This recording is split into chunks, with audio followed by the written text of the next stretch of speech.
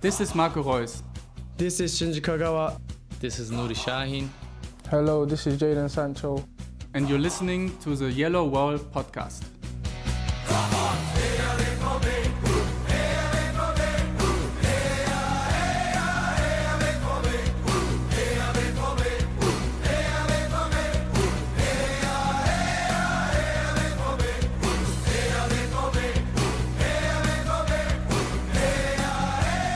Hello and welcome to episode 471 of the Yellow Wall Pod. I'm your host Stefan Butzko, and today we will talk about Borussia Dortmund reaching the UEFA Champions League quarterfinal with a 2-0 win over PSV Eindhoven in the second leg, drawing Atletico Madrid in the Champions League quarterfinal, and we will have a gander at the Bundesliga where the Black and Yellows host Eintracht Frankfurt on Sunday.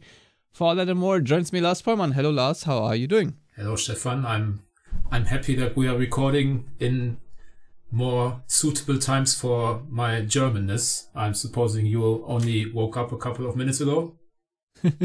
Yeah, I did. I had to walk the dog and everything, but we were recording at 8 a.m., which is early for me, but I presume since it's like 1 p.m. in Germany right now, it's not that early for you. So yeah. Congrats, Lars. Unfortunately, I don't have any other available time slot today. Let's talk about the Champions League. First of all, Dortmund PSV. Lars, do you think over 2 legs Dortmund were deserved to go through? That's kind of a difficult question, because I think if you look at just the sheer level of performance, I think PSV probably got closer to what they can do than Dortmund. But I don't necessarily think that they did well enough necessarily to make it to the quarterfinals. So you could argue that neither of those two teams necessarily deserves a space in the final 8 of the Champions League, but that's the way it goes sometimes. I think the best period over the 2 games was inarguably Dortmund's start in the second leg, and that ultimately proved to be enough. And I always think that after 180 minutes, the question of deserving or not doesn't really come into it too much. Yeah, well, I thought it was a good question for the intro. I guess, I don't know. I don't really have an answer to this question either, if I'm honest. But yeah, you're right. The first half hour against PSV, or let's say 25 minutes, wasn't maybe not half hour, but I think Dortmund really did play extremely well, and I think a lot of that comes down to, at least in my book, to Mats Hummels playing left center back, and Dortmund, I don't want to say overloading the right side, but at least having Daniel Mahlen pretty open on the right side, that opened Hummels sort of that diagonal pass to Mahlen. I thought that was pretty effective in Dortmund's build-up to have this sort of as an outlet, and then him going one-on-one against Serginho Dest. I thought there were a couple good opportunities, but overall Dortmund had a very good flow, very high pressing, were playing very intense, and I was thinking of the Mats Hummels tweet, where he tweeted, I think after the Liverpool vs Man City game in the Premier League, that those teams are playing probably the most intense football, and there are probably not many teams around that can go this hard for this long. And I was wondering whether Dortmund would be able to continue playing at this level of intensity for a longer extended period, and the answer was no. I thought they looked pretty tired relatively soon. Also did not help that Peter Bosz made a tactical adjustment and played a more man-oriented system, which meant that Dortmund had to beat their opponent one-on-one, and they just couldn't for a lot of parts. So that was a bit annoying, because usually Dortmund is a team, or in the last 10 years, I would say, that could have exploited something like this. But in this case, Dortmund weren't quite good enough. The long balls they pinged up the field after the 30th minute were often easily dispossessed, and then PSV managed to establish themselves. But before we talk about that, I think we have to still talk about the Sancho goal. An absolute peach. I don't know if it's savable, but if you have this accurate ping against the inside of the post, I don't know if there's much you can do as a goalkeeper. Now, after he already scored against Werder Bremen, also on the short corner of the goal, that obviously is a very nice development, because I think the key word when he was signed, Terzic talking about him not having time, I think Julas were also getting frustrated with him and maybe being ahead of Bino Gittens. But at least for now, I thought he had a very valuable impact if you look at this game and the last two games in general. Yeah, unquestionably. I think I'm not going to beat myself up over, voicing a little bit of frustration, because I think that was warranted. It was warranted. Exactly. It kind of felt warranted after the performances Sancho put in. I obviously there's mitigating circumstances with him not playing basically at all since, was it August, at United, and being ostracized there, so not having any sort of rhythm, and then coming to Dortmund reasonably late. And as is often the case, I think with late signings or comebackers or whatever, they tend to start well and then fall down a rabbit hole or whatever. Obviously, Sancho also had a muscular problem, so it just kind of felt like they were forcing it a bit, playing him quite a bit more than even Daniel Mahlen at times. But yeah, ultimately the proof is in the pudding, as they say. And now with the two goals, two well-worked goals, and I think even beyond the goal, Sancho was the driving force, perhaps, next to Sabitzer, who I thought had a great game against PSV. In Dortmund's good start, and he was also an outlet when the good start faded and they set back a bit too much for my liking. He still had his moments, so I think it certainly wasn't good enough when I criticized that they played him so much. But ultimately, if that's what it took to get Sancho going, I suppose fair enough.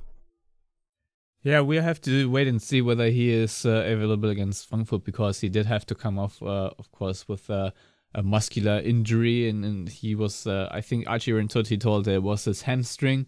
So at the news conference, Terzic just said that he'll participate in final team training, then we'll see whether he can play or not. I guess for Dortmund it's good that the match is on Sunday and not on Saturday. So this one extra day might help in that regard, but I also am a little fearful that if he plays, injures himself a little bit more. Maybe that's a good opportunity for rotation, if we're honest, and maybe a start for Bino Gittens. But back to Sancho, I thought that you could see his experience as a Champions League player and the maturity he can display, even though as a Manchester United fan, you find that maybe funny to hear, but I don't believe that if you had played Bino Gittens in that slot or Adeyemi, you would have had a similar performance from the beginning, just because I think Jadon Sancho has understood what it takes to play successful in the Champions League in such a game, because of his work rate. The way he also defended really appeased me, if I'm honest. So I thought that was overall a very round performance, and he was of course a difference maker in many ways. He was always a threat toward PSV, and to me, it's pretty much all you can ask for given the situation he was in just a couple months ago. So I think this is probably one of the most valuable goals he scored for Dortmund. I think the windfall for making it into the quarterfinals is around 10.5 million or so, plus other bonuses that might arise. So for Dortmund, obviously, to be among the top 8 in Europe it's a lot of prestige, honestly. And to me, I don't know if it saved the season necessarily, but it kind of did, because I think had they crashed out against PSV, we would have a very sour taste in our mouths. And to avoid that. I'm very thankful for. Obviously, Dortmund had to ride their luck a little bit, especially with that Luke de Jong chance at the end. But overall, I thought, especially giving the opening crescendo from the black and yellows in the first 20 or so minutes, they could have also been up by 2 or 3, honestly. And so PSV were a bit lucky that they were still in this game for so long. And in the end, it was also very nice to have Marco Reus be a deciding factor, because I thought he still showed how good of a player he is and what value he brings to the table. So does Hummels, I should add. We need to talk about his performance a little bit. But Marco Reus obviously scoring the dagger and having the assist, if you will, for Füllkrug's goal, which was ruled offside, unfortunately, which was like the most marginal offside I've ever seen from VAR. I don't know how you feel about this. I feel like it might be a little bit against the spirit of the rule, but at the same time, if we want technology, that's sort of what it is, right? Yeah, I mean, there's a saying in German, you can't be pregnant a little bit. Basically, if you're offside, you're offside. It doesn't matter if it's by a centimeter or by 2 steps or whatever. The only issue I have with that is that even with the half-automatic offside detection, I would like to have that presented to us in a way where we can see that the ball was definitely played at the exact moment where the picture stopped, especially when it's this marginal. I mean, the naked eye can't even detect that sort of bang play, if you like. And I don't know, I haven't never seen so far technology being presented to us in a way that we can say with absolute certainty that that's the right call. I mean, ultimately it didn't really matter in this case because Dortmund scored 2 minutes later, but I don't recall the circumstances. Did Füllkrug's goal come before the chance for De Jong or after? It definitely came before. So, I mean, that might have been an absolute huge factor in this game. So I would like that to be presented differently. But generally speaking, I'm a proponent of using VAR for offside because in theory it's clear cut. And I think that's the only thing that VAR is really good for these days, outside of, things that the referee couldn't see because it happened in his rear view mirror, if you like.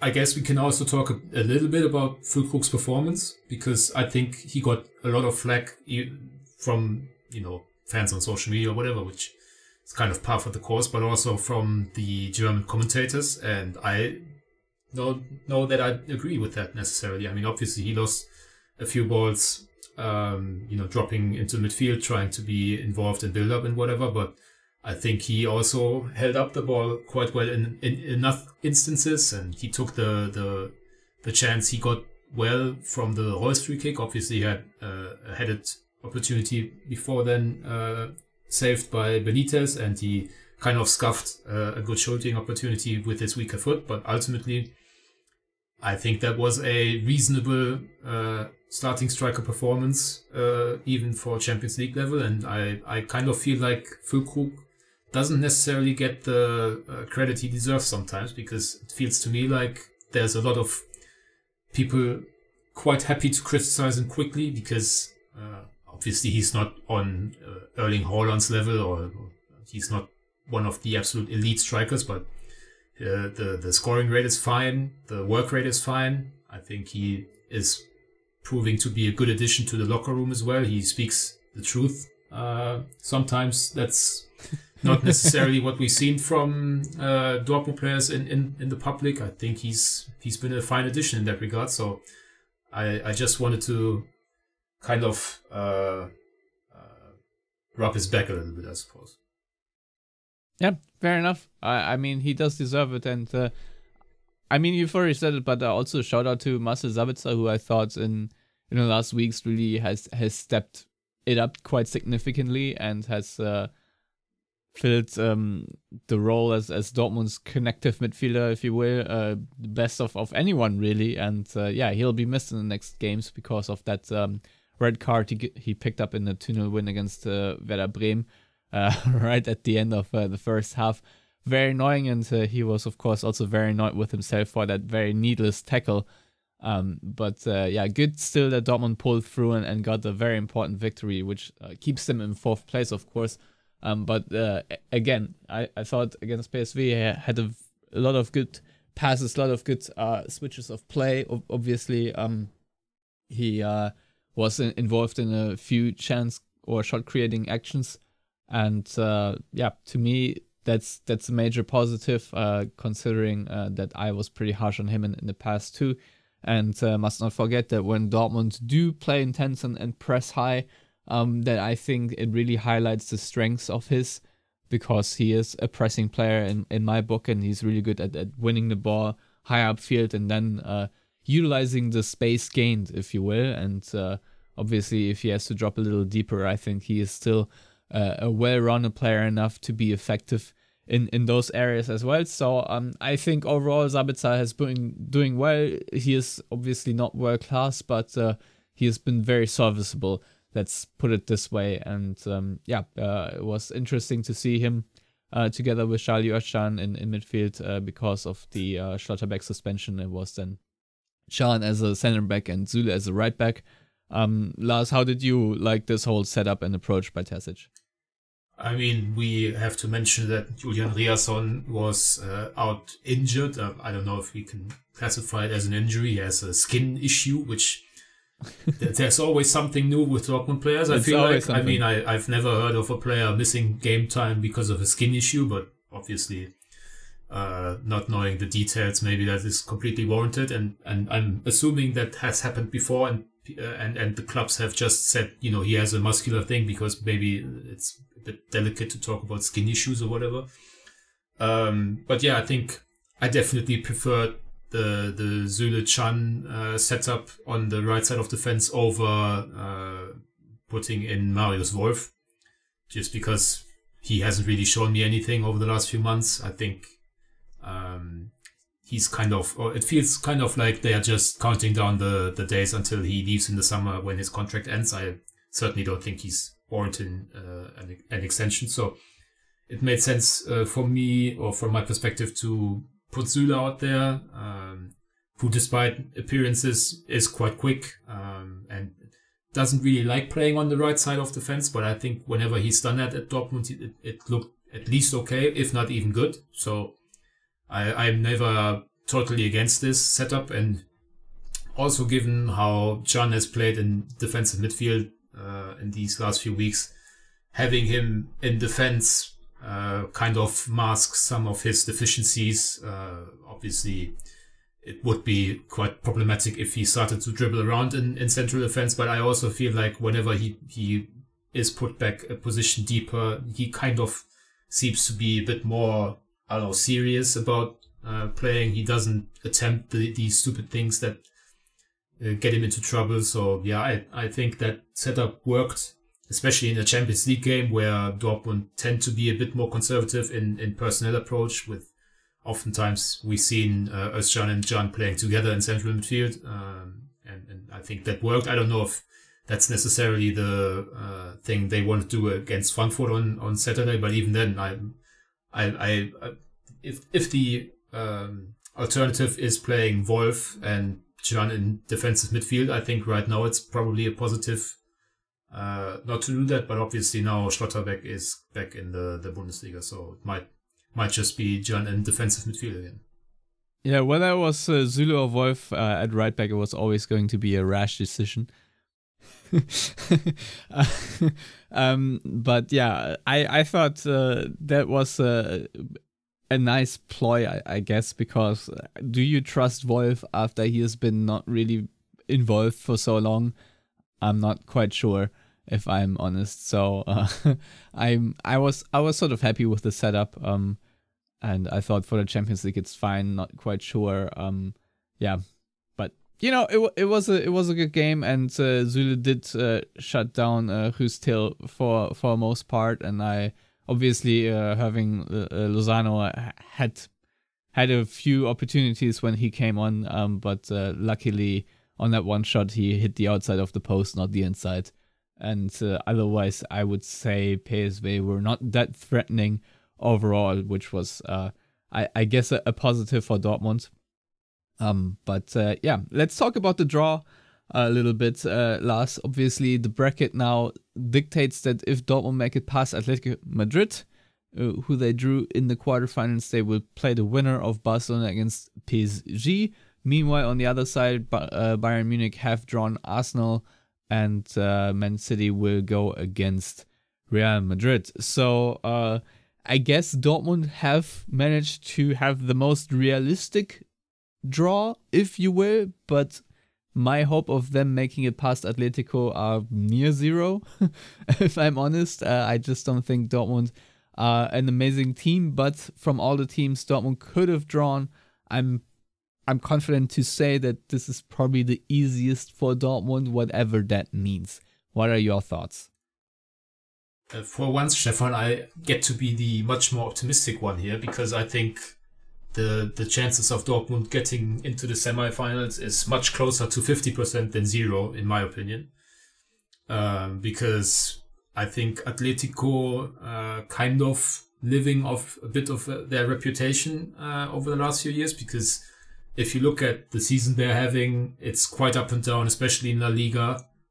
They're fourth in La Liga right now. Yeah, but behind a Barcelona team that hasn't been great, and behind FC Girona. So it's not like they are just behind, absolute. Is Girona the Stuttgart of La Liga? Yeah, basically. So their defense is much more suspect than you are used to from a Diego Simeone's coach side.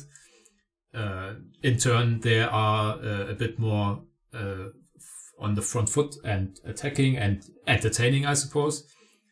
I think this is definitely the best case scenario for Dortmund, especially if you also factor in the possible semi-final against Barcelona or PSG, because they've already shown they can hang with PSG, both home and away. Barcelona, I think, are probably a couple of years away from being a great team in the Champions League, because a lot of their key players are super young. Pau Kubasi, 17, Lamine Yamal, 16, and on the other hand, Lewandowski, 35, not the same player as he has been in the last few years. So I don't want to get ahead of myself, but this is certainly one of, if not the absolute best scenarios for Dortmund. And while I agree that all 7 other sides will have hope for drawing Dortmund just because of their status and their Bundesliga campaign, I think we've seen from Dortmund in the Champions League, not only this year but also in seasons past, that they can be quite a tough out, especially for the great sides.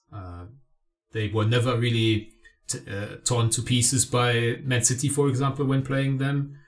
PSG got past them, but it wasn't, a complete drubbing or whatever. So I think for once I am far more optimistic than you, Stefan, and I would not be particularly surprised if Dortmund, especially having the second leg at home against Atletico, if it was at least very close and even them making it out of the quarterfinals. Wouldn't be a shock to me, but I also posted on X beforehand that I think all 7 teams are favored to an extent and against Dortmund, and that also includes Atletico. Yeah, for sure. I mean, it's going to be the Witzel revenge game, of course. You probably watched Atletico a little bit more since you are also an Inter fan, and unfortunately that did not work out so well for you. But as far as I know, Witzel now plays more as a center back than as a midfielder for Atletico, who often play in a 5-3-2 system or something like that. Yeah, Witzel is strictly a central defender for them, which makes sense seeing as he's already lost his legs while he was at Dortmund, and that's now a couple of years ago. Just shortly on the Inter tie, I think Inter just ruining their chances in the first leg, but also in extra time of the second leg. I think on the balance of performance, I think it would have been quite alright if Inter had made it into the quarterfinals. But that's the good thing about Champions League football or international football as it is, especially without the away goals rule.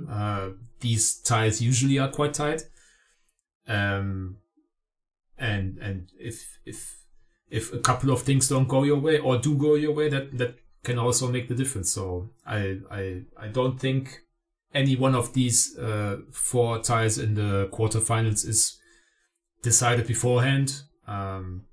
I think it's an amazing draw. The only, from a neutral perspective, if that even exists, especially on this podcast, it can't exist by design. But I think the neutral perspective is probably that the 2 sides of the draw are a bit lopsided towards the Bayern, Arsenal, City, Real part of the tree, but that's the way it goes sometimes. Yeah, Dortmund now obviously have a clear path to the Champions League final to replicate the Champions League final of 2013 in Wembley. So there you go, Lars. Why would I be pessimistic about that?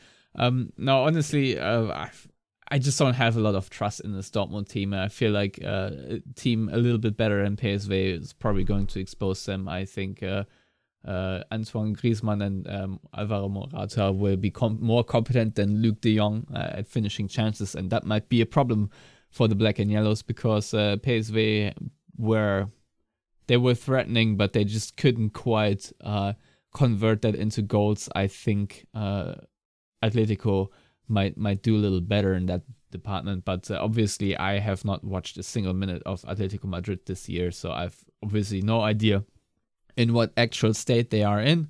And you are right, historically Dortmund have done fairly well. Also, I do remember a 4-0 home win against Atletico, if I'm not mistaken. I don't know if that was probably the group stage, right? They've only faced each other in one group stage, so yes. Yeah, but still. And as far as I know, a lot of the players that were playing now were also playing then. So yeah, obviously Dortmund might not be as good now as they were then either. But we'll see. We'll preview this tie a little bit more in depth when they happen. I think it was April 9th and 10th or something like that. I'm not entirely sure when the first leg is. The second leg will be either on the 16th or 17th of April. So it'll be a whole month pretty much until we know who is going to go through. But in the meantime, Lars, Dortmund do host Eintracht Frankfurt on Sunday, who themselves have struggled a little bit, but I still would classify as a pretty good team as well. Dortmund are of course without Sabitzer, but as you said, Nico Schlotterbeck does return to centre back to alleviate a little bit of pressure. So what do you make of this tie, and is it a must-win situation in your book? I mean, the must-win always amuses me because by design, every single game you play is a must-win because you don't go into games not trying to win. But it might be even more the case this time around because Dortmund have this absolutely insane run in the Bundesliga, including Frankfurt. They are facing the 5 other top 6 sides in the next 6 match days. So the only reprieve from that, if you like, is Gladbach. So yeah, I mean, we'll have a very good idea if Dortmund make the Champions League next season after those few games, because it's Frankfurt, then the international break, then I think it's Bayern, Gladbach, Stuttgart, Leverkusen, Leipzig in that order. So given it'll be fun. Given that we have to assume they won't go out of that run of games with only wins, beating Frankfurt would go quite a way in keeping them in the hunt, because obviously we can assume that Leipzig, who have been very up and down, will also not, win out their next 6 games and be completely out of reach, even if Dortmund get their usual drubbing at Munich and maybe lose against Leverkusen or whatever. But yeah, the good thing is the games against Frankfurt have been very entertaining over the last few years. And usually the home games have been quite good, if memory serves. I think the results have quite often spoken in Dortmund's favor at home, while the games were still entertaining. So I think there's every chance it's going to be a fun game to watch. Maybe if you take the expectations out of the equation in a way, just enjoying a Sunday afternoon against a good opponent, but one that still has a bit of catch up to do in terms of individual quality to make that jump into the absolute elite of the Bundesliga. And yeah, that's basically my thoughts. Yeah, I mean, for me, it is a very crucial game, because if you win this game, I think you will at least ensure, at least in my book, that Frankfurt will virtually not be able to catch Dortmund anymore in the table. I have obviously not have the Bundesliga table right in front of me and can't do the math in my head right now. I think it's 7 points. Yeah, but I think if it's extended to 9 or 10 points, I don't want to say insurmountable, but Frankfurt would have to catch a real hot streak in order to catch Dortmund then. And I think Frankfurt, to me at least, were always a dark horse for a run for the Champions League spots, because they have a very decent team, and I thought they did some pretty good winter business as well. Hasn't quite panned out that way so far, but obviously you never know how things develop in the last 9 games of the league, and obviously maybe a win in Dortmund for them could be a catalyst for such a run, so you never know. But Eintracht Frankfurt are definitely a dangerous team that can catch Dortmund off guard after a Champions League night like that, where Dortmund were visibly fatigued. So once again, I hope the extra day helps. Did Frankfurt play in the Europa League yesterday, or are they already out of that competition? I have no idea. They were starting in the Europa Conference League, and they got eliminated by Royal Union Saint-Gilloise in the previous round. So no, they had the week off. Yeah, I'm very glad you said it, not me, or I would have made some cigarette commercial out of this. So, good for them, I guess. Interesting to me is that Ansgar Knauf is their second highest goal scorer right now with 7 goals. Omar Mamouche is their most threatening striker with 10 goals and 6 assists to his name. And of course, Mario Götze also still in there, doing fairly well whenever I get a glimpse of them playing. What do you have Dortmund? What do you think Dortmund have to do to their lineup to be somewhat competitive? Because I feel like if you play the same 11, they might struggle. Did you say what they need to do to be competitive? Yeah, well, I mean, yeah. Obviously, they will always be competitive, but let's say, what can Dortmund do to give themselves the best chance to beat Frankfurt? Does this make more sense? I think we pretty much know the 14, 15 players Edin Terzic is trusting right now. Put whatever combination on the pitch that works in terms of fitness levels. Obviously, the question mark with Sancho. We don't know who the right back is going to be, and obviously the big question is who replaces Sabitzer. I think this being a home game, I wouldn't be shocked if it was a fairly attacking-minded setup, where, for example, could see Brandt slot in central midfield a bit deeper and maybe put Marco Reus into the team. I would assume that Adeyemi is going to start if Sancho can't go, or if they want to not risk anything with him. I think Adeyemi is certainly ahead of Bino Gittens in the pecking order right now. I don't necessarily know what's going on with Bino Gittens. I think it might just be that he's not used to playing so much in a season. There's been a couple of rumors that his training performances haven't been great. Obviously, such a young player is due to have downturns of form during a season. So yeah, I think that's the the main thing to me is who replaces Sabitzer. Is it the well-beloved double pivot of Can and Özcan, which I'm not advocating for, or is it Brandt or maybe even Mecha? But I would assume that Mecha isn't ready to start a game before the international break. Yeah, he clearly isn't, so I don't presume he will be in the starting lineup. But I'm very confident that he will have a substitution again, because ever since he returned, I think Terzic has brought him on every time. So twice, yeah. I mean, twice, yes. But still. He picked him before Royce to come on for Julian Brandt, so I guess that is somewhat significant. But yeah, I'm careful. I'm like slightly optimistic. That makes sense, that Dortmund can get a result.